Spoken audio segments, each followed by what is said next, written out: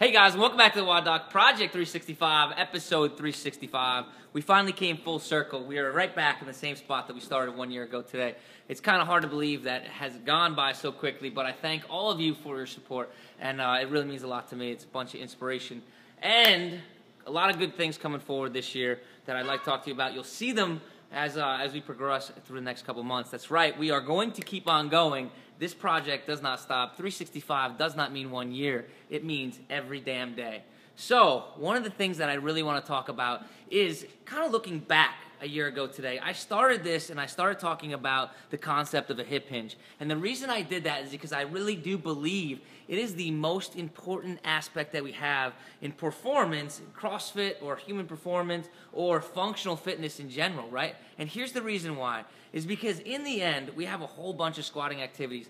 Pretty much CrossFit and a bunch of other functional activities include a whole bunch of squatting activities. So if we can somehow manage to keep our torso in a relatively neutral position and yet move our appendages all over the place, it doesn't matter how strong or how fit we are. It matters that we're going to stay safe, at least relatively safe. Because what happens is that we tend to get hurt at end ranges of motion, all right? So if I can stay in a neutral position, I give myself a longer leeway, all right, to stay in a safe, neutral area. So let's take a look back at things that we did a long time ago, 1 year ago today, and kind of take a second look. Sometimes taking a second look reveals another light to it, okay? So the hip hinge, revisited. When we first talk about the hip hinge, the way I talk about getting into that and establishing a torso angle for any type of squatting technique is to lock down the torso. How do we do that? We squeeze our buttocks, right? And the secret is, it's like holding in a fart, okay? You're not really squeezing that hard, but you're squeezing just hard enough that you have some type of tone into your glutes and buttocks, right? Then, after we do that, we're gonna tighten our tummy, right? So it's squeeze our buttocks, tighten our tummy. And it's just like you're tightening it, right? Like if you're gonna take a punch from Bruce Lee, all right? One of the good ways that we talk about doing this is breathing out really, really quick, right? That allows us to tighten. So step one, squeeze the glutes. Step two, tighten the tummy. From right there, when we're trying to establish our torso angle for our hip hinge, what we want to do is we want to fold over our hips, all right, and not through our back. So here's what's going to happen. We're going to take our fingers, put them on the front of our shirt, right in front of our chest. We're going to take our hands, put it on our butt right behind, right here, right underneath our waist level, right?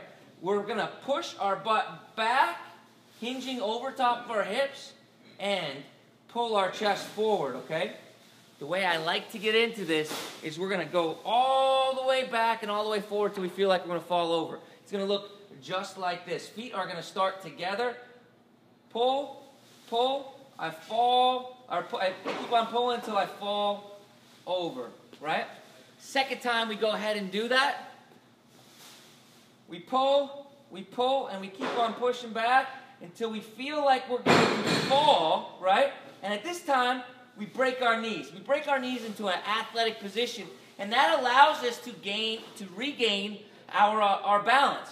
From right there, I have my torso angle established. It's going to be different depending on your different lengths of your limbs. But for me, that's right here. From right there, I just go ahead and I take a step out until I reach my squat stance. And my squat stance is going to be somewhere between my hips and my armpits, okay? So if I was going to start one more time from the beginning, pull, pull, all the way out until I feel like I'm going to fall.